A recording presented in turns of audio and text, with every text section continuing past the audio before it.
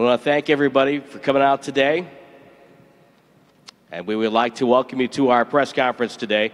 I'm going to introduce the two gentlemen to my right up on the dais. Of course, the president of basketball operations and Warriors general manager. Actually, that's NBA champion Golden State Warriors, Bob Myers.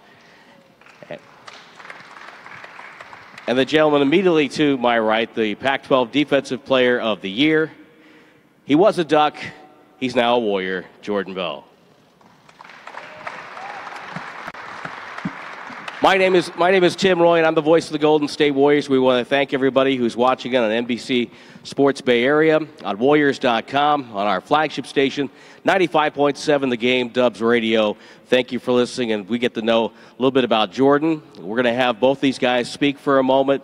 I'm going to ask them a couple of questions to the members of the gathered to press. If you have a question, please raise your hand. We have people standing on the wings with microphones, and they will get to you. And then, of course, we will end with a photo opportunity for everybody with cameras, and then you'll have a chance to come up and talk to Jordan in a media session as well. First, Bob, tell me a little bit about last night, and why was it so important for the Warriors to make this move at 38, which seems to be a popular number in your draft room? We only pick players at 38. I mean, no, if he can be as good as Patrick was for us, that would be fantastic. Yeah. But we had Jordan ranked higher than 38, and so without having a pick, we didn't have any definitive way of getting there, and so we basically started calling all the teams from 31 down and working on trades and offering things, and in the hopes of getting Jordan. And fortunately for us, I know it was stressful for you, but for us, he got to 38. We were in contact with Mike Tellem and his agents, and they were great. So, we try to draft guys that help us win. It's pretty simple. I saw Jordan playing in Maui. Everybody that watched any of the tournaments saw that. So we're familiar with him. But Joe Lacob doesn't like to sit and just watch the draft happen. We have to. There's a kind of a mandate to do something. And in this case, it was something that we think was really good in getting a guy like Jordan. Well, you mentioned Michael Tellem. He is down here, Jordan's agent, along with his girlfriend, Carissa West. We thank them for coming out today, and great to have you guys here inside this beautiful facility, which is, of course, housing the defending champions. And how does that sound to you, Jordan, that you're coming to the defending NBA champions? It's definitely a blessing. This best situation that can happen, me joining a great team like this, being able to learn from all the players, Steph, Clay, Draymond, who I try to emulate my game after. It's just the best fit for me. I think last night I saw your tweet right after the announcement of the trade. You said, "Let's go, Steph." Was that you? No, I didn't tweet it. Oh, you didn't tweet it? Okay. Somebody did that for you. Somebody did they really? Did that for you. Yeah. Oh, I didn't know that. Steph texted me after the pick. He was excited. So. Oh, cool. I don't think he tweeted. I don't have Twitter, but he texted me. There we go. So if you have a question for either one of these guys, please raise your hand. We'll get you a microphone as we go along. I've got a couple of more questions. And Jordan, tell me a little bit, if you were talking to someone here in the Bay Area who has never seen you play, describe your game. I'm just a hard worker. I call myself a glue guy. I'm doing all the little things on the floor to help the team win, rebounding, diving on the floor for loose balls, blocking shots, guarding the best player, whatever, like any intangibles, whatever it is to help the team win, I'm trying to do. So if you have a question, I think we have one. Please identify yourself and your place of business. So you get your mic up here and for Anthony.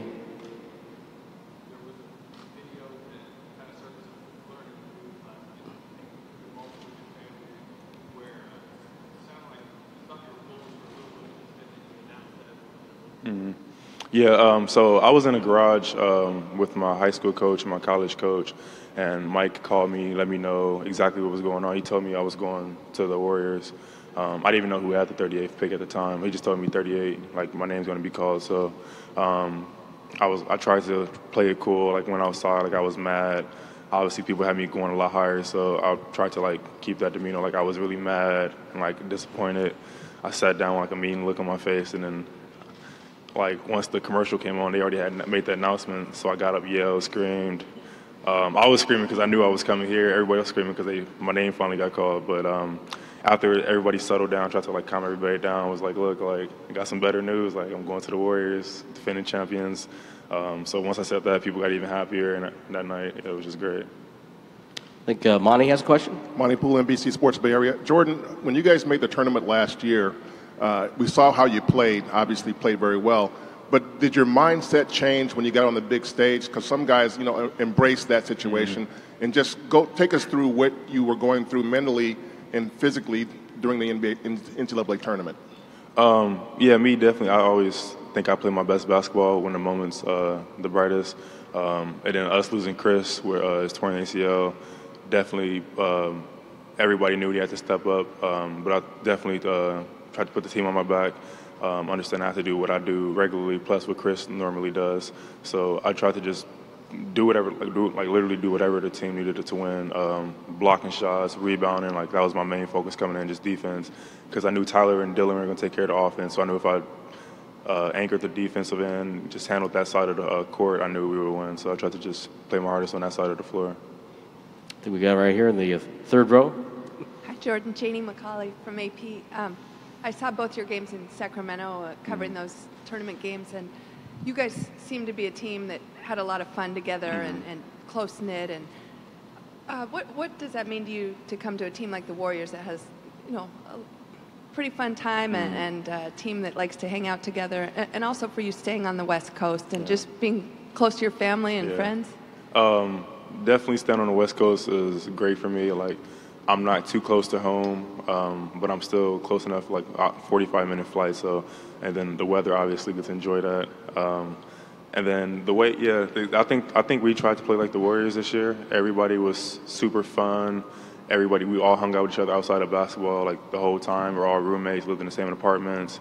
And I think the way the Warriors play, like we all gave up our egos because we were just trying to win. Like obviously, Tyler could go up for 20, average 20 on any other team. Dylan Ennis, because anybody on our team go somewhere and average 20 points. But we all gave up a certain part of us just for the better of the team to help us win. And the Warriors do the exact same thing with adding Kevin Durant this year. I think giving up their egos, understanding like the championship is way more important than stats at the end of the day.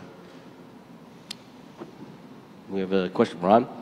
Ron Krejcik from the San Francisco Chronicle. You mentioned you emulated Draymond. What are sort of the roots of that?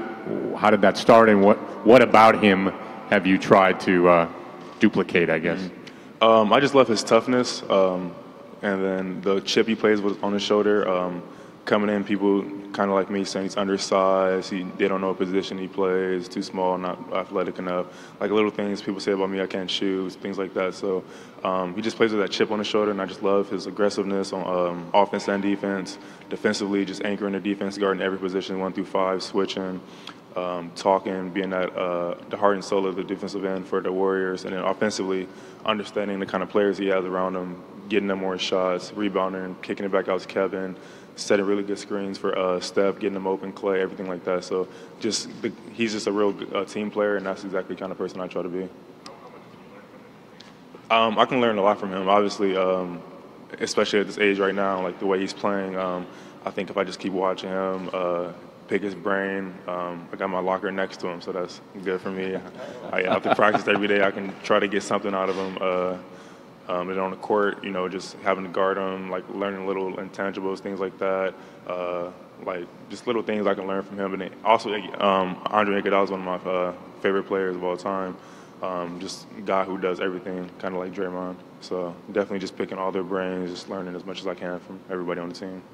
Bob, listening to Jordan talk, I'm struck by his answers, and culture and chemistry have been two words that have been used a lot in describing this organization. How did that factor in going after Jordan Bell?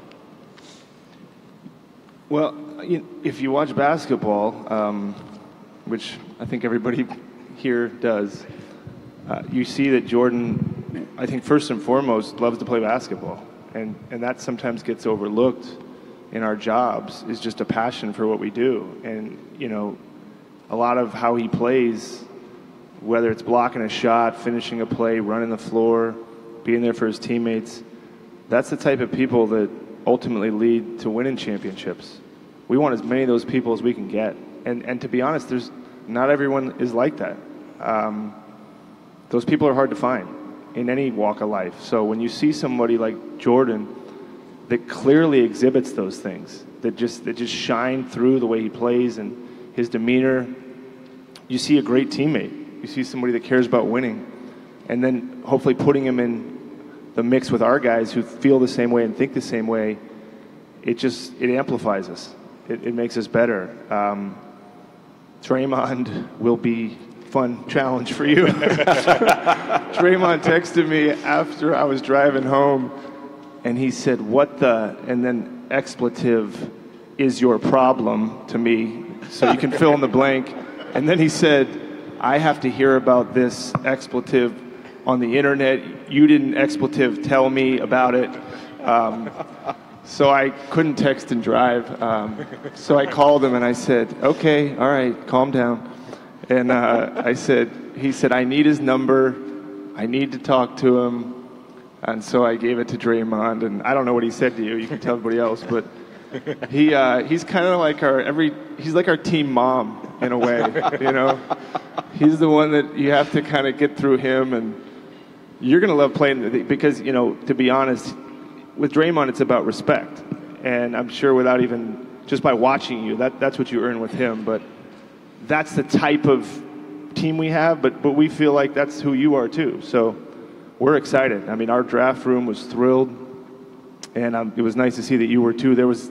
Tim knows this, he's worked for us for a long time. There was an era where you might have been screaming out of a different emotion than joy, hearing that the Bulls and the Warriors.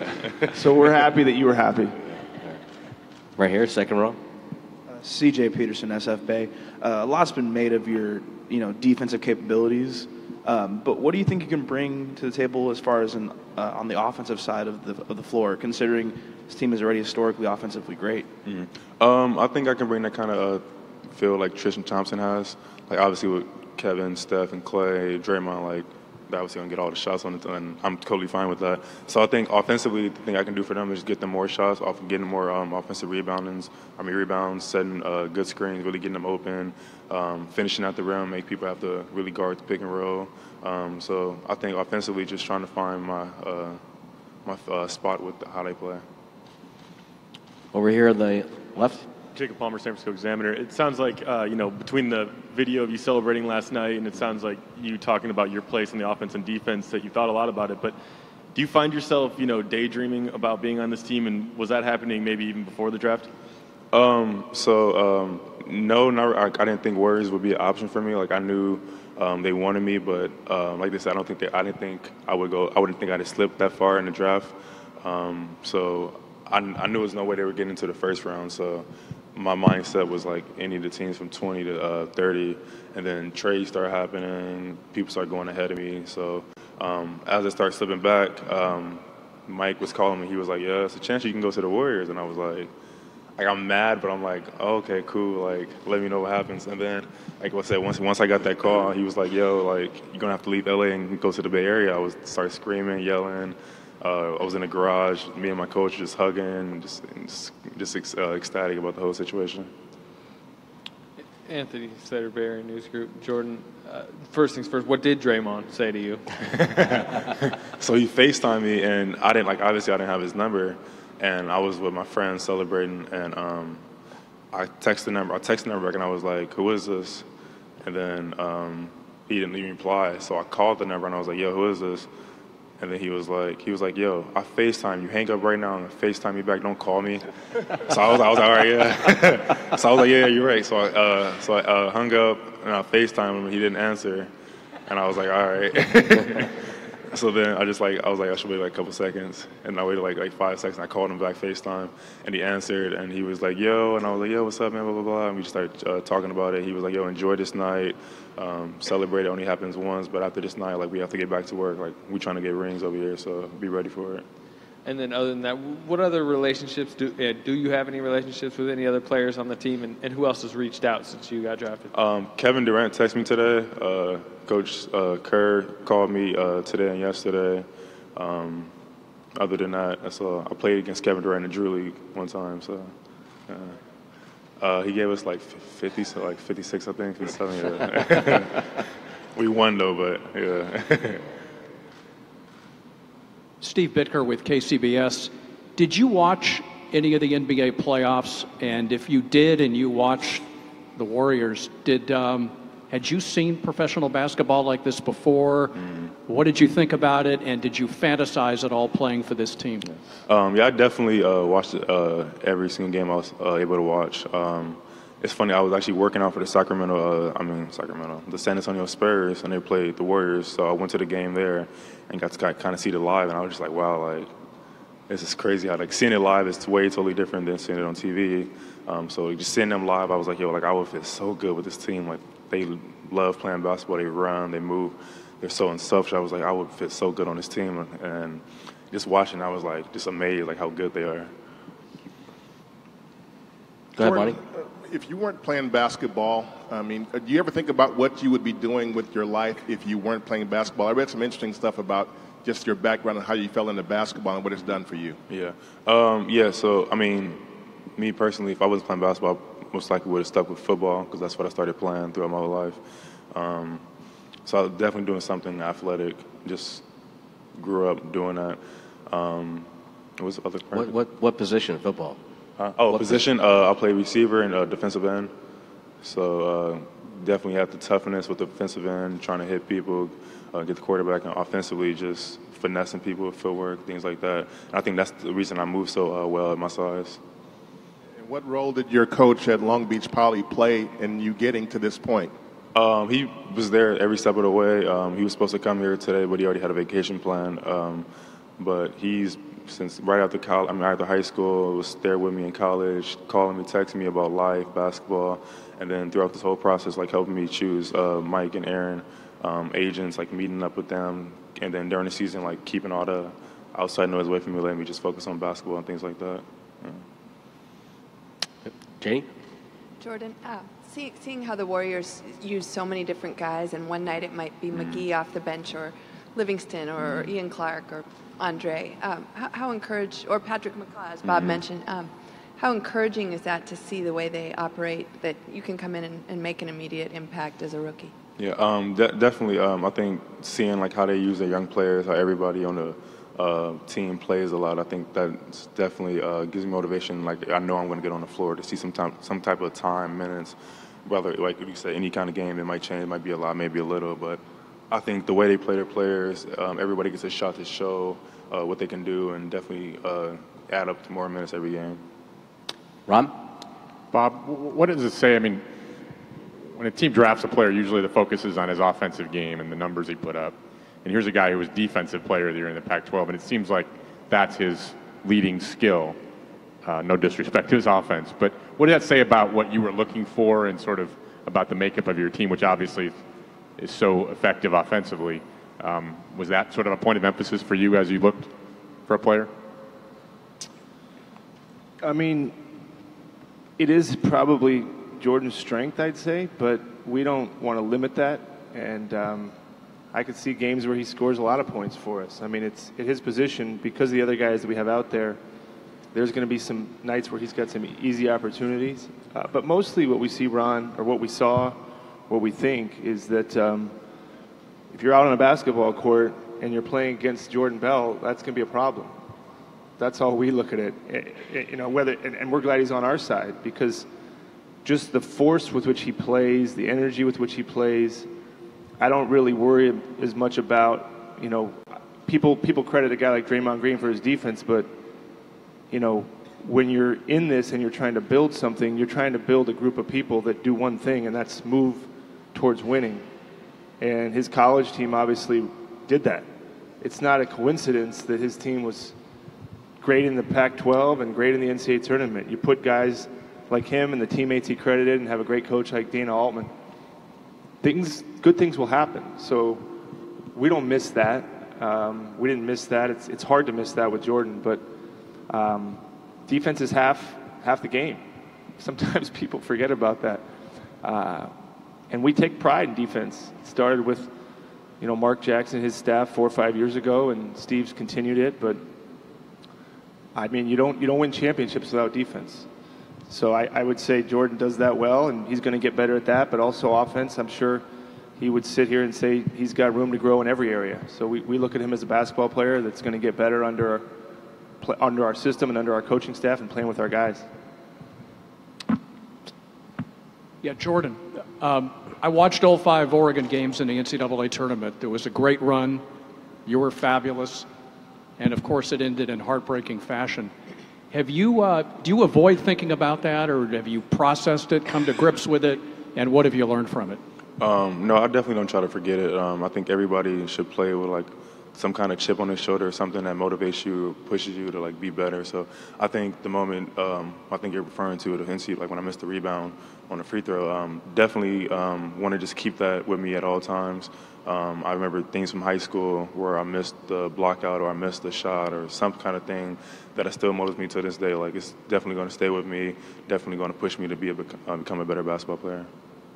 RC? RC Davis, Warriors Radio, Warriors.com. Bob mentioned Dana Altman. How much did he have to do with your success in getting to this point? He's definitely had a lot to do with my success. His coaching style, it definitely was the right fit for me, the way he plays, and then him being such a college coach for so long definitely taught me the game, made it way easier for me. Like, you know, nowadays, like with the highlights and the ball is life, hoop mixtape, all the stuff, like kids don't focus on like the simple things. Like they want to go between the legs like 30 times and stay in the same exact spot. Like he straight lane, like little things. Like he taught me, like they just made the game so much easier for me, and so he's definitely helped me a lot with that aspect. You've handled yourself like a pro up here, by the way. You're doing a great job. Last question, and that's going to be for me. Has it sunk in yet? Has it hit you yet that you're a Golden State Warrior, that you're a professional player in the NBA? I think it hit me when they showed me the jersey inside. Yeah, and I was like, oh, Leo, that's my name on the back. Yeah. That's perfect. Yeah. Speaking of the jersey, we have the jersey. We're going to do a photo op. Before we do the photo op, I did have one question. As an Oregon guy, this is Raymond Ritter, by the way. As an Oregon guy, can you tell me or confirm to us how big Jim Barnett is on campus there? How big who? Yeah, that's all I needed. Thank you. That's all I needed. Wow, and that's how we ended today.